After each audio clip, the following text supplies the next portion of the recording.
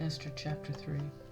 After these things did King Xerxes promote Haman, the son of Hammedatha,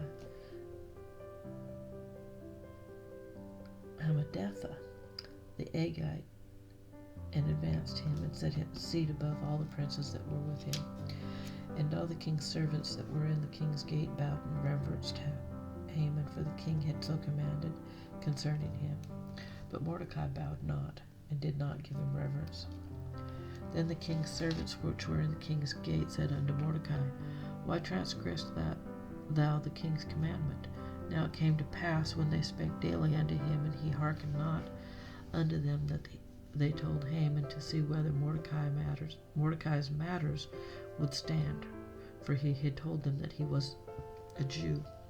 And when Haman saw that Mordecai bowed not, or did him reverence, then was Haman full of wrath.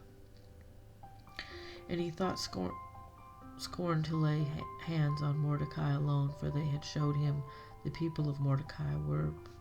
For Haman sought to destroy all the Jews that were throughout the whole kingdom of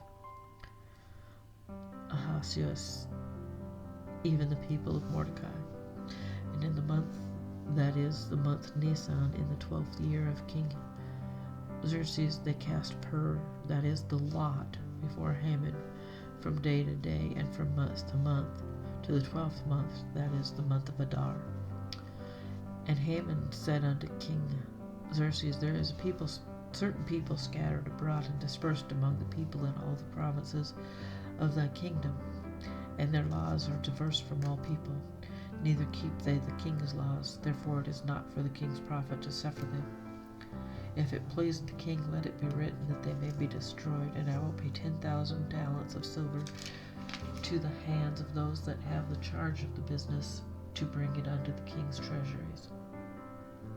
And the king took his ring from his hand, and gave it unto Haman, the son of Hammedatha, the Agagite, the Jews' enemy.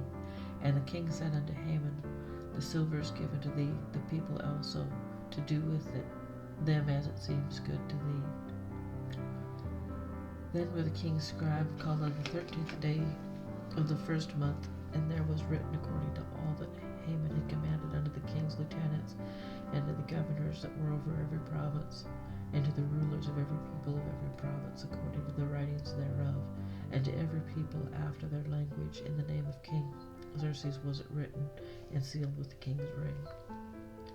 And the letters were sent by post into all the king's provinces, to destroy, to kill, and to cause to perish all Jews, both young and old, little children and women, in one day, even upon the 13th day of the 12th month, which is the month of Adar, and to take the spoil of them for the prey. The copy of the writings for the commandment to be given in every province was published unto all people, that they should be ready against that day. And the post went out, being hastened by the king's commandment. And the decree was given in Shushan the palace. And the king and Haman sat down to drink, but the city of Shushan was perplexed. So basically in chapter 3, what we have learned is about Haman, an Amalekite, and his hatred for Mordecai and all the Jews of the land. Haman had been raised to the highest position under the king, and he really wanted all in the land to bow down and show reverence unto him. Mordecai refused to do so, and this caused hatred to well up in the heart of Haman. Haman decided that the answer was to destroy all the Jews in the land, and took his idea to the king.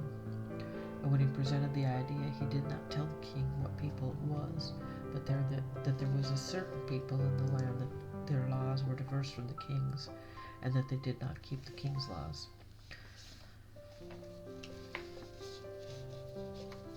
The king liked Haman's idea of getting rid of them, so he gave his ring to Haman to seal the commandment. At this time, still no one in the palace knew that Esther was a Jew. Haman drew lots to find out what day to make this mass execution, and that date ended up being the 13th day of the 12th month. Once it was decided, that the king and Haman sat down and celebrated.